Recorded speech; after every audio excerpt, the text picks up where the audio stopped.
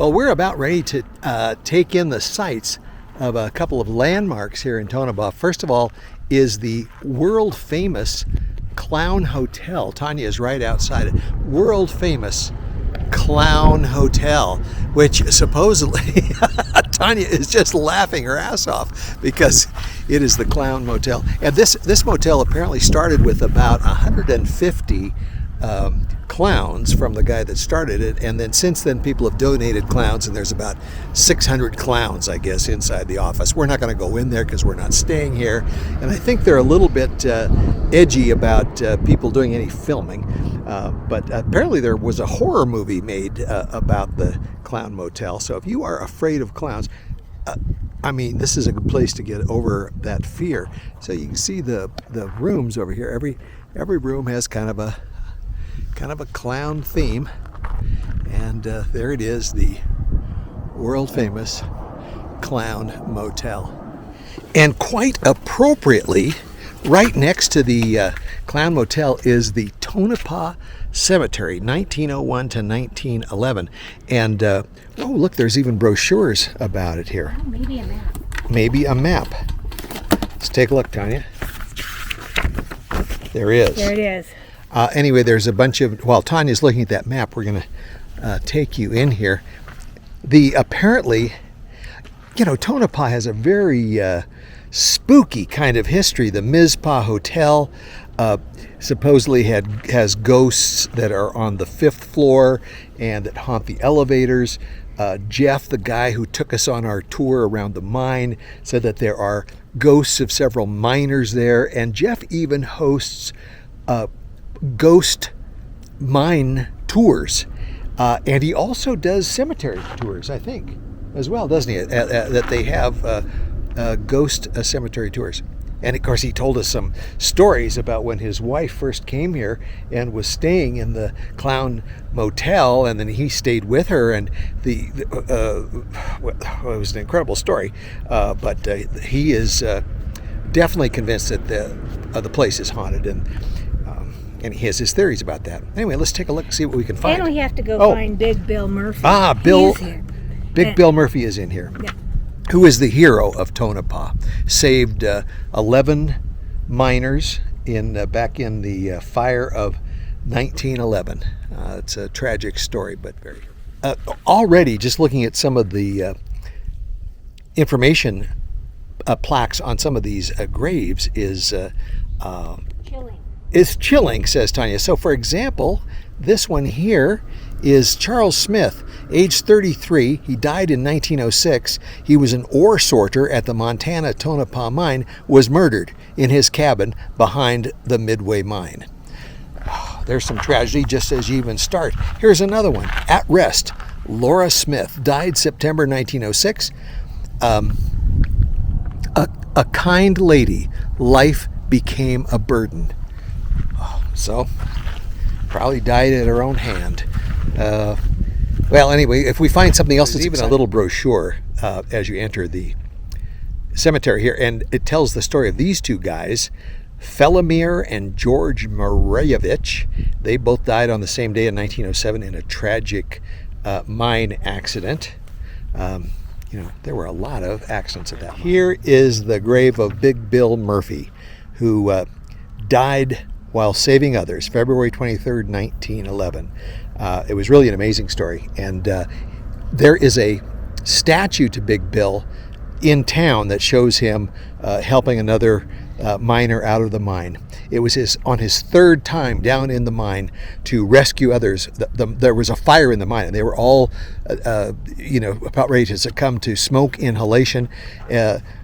Big Bill had finally, on his third trip down, he was almost all spent, but he knew there were guys down there he still had to get, and he couldn't make it, and he died. Behind Big Bill's grave is rest in peace Mike Hannigan, died 23rd February 1911 in the Belmont mine fire.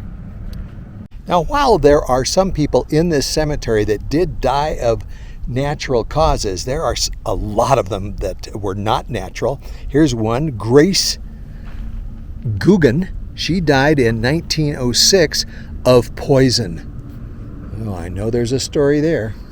Here's Maud Walker, age 25. She was born in California. Life became a burden. Died 1906. Gunshot wound. Rest in peace, Mary, it says. Here's another person. It just simply says suicide.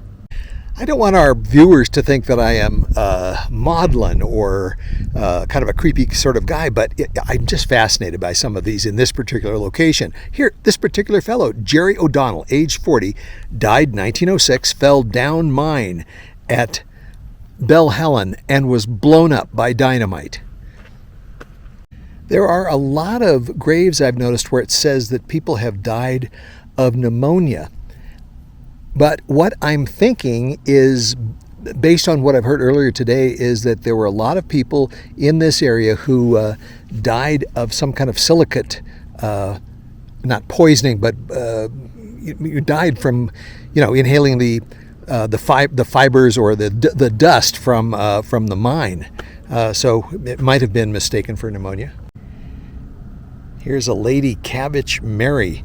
She was murdered 1908 at the Cabbage Native American camp.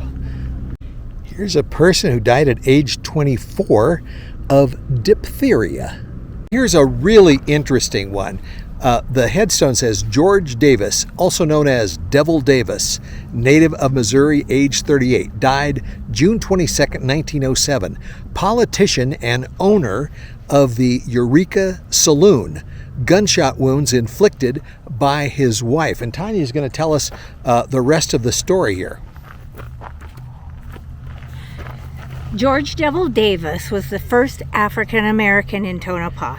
He was known for being a joker and a prankster and was beloved by the entire community, regardless of race.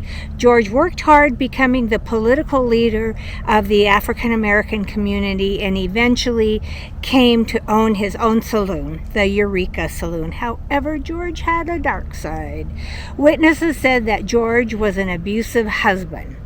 On the night of June 22nd, 1907, his wife, Ruth, came into the saloon and shot George in the back. She continued to fire as he went down. Ruth served only 1 year for this killing. So probably George maybe wasn't such a nice guy. Not so much. Yeah, Okay. Well, here is quite a prominent and well-decorated grave area. It is dedicated to the burial of Sheriff Tom Logan.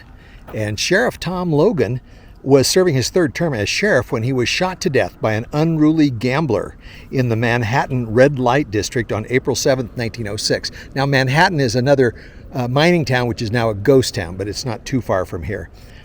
He was unarmed and dressed only in his nightshirt. His last act was to prevent the piano player from shooting his assailant, who was later acquitted of the murder. And Logan was credited with making early Tonopah the most peaceable mining camp in the world. So rest in peace, Sheriff Logan. Well, this is the final prominent grave stone that I will comment on. This is Bina Veralt, died October 25th, 1907. And the brochure says that Bina Veralt's story begins in New York City. She and her friend Isella Brown ran a love syndicate. The women claimed to be wealthy widows they would seduce rich men into giving them expensive gifts and money.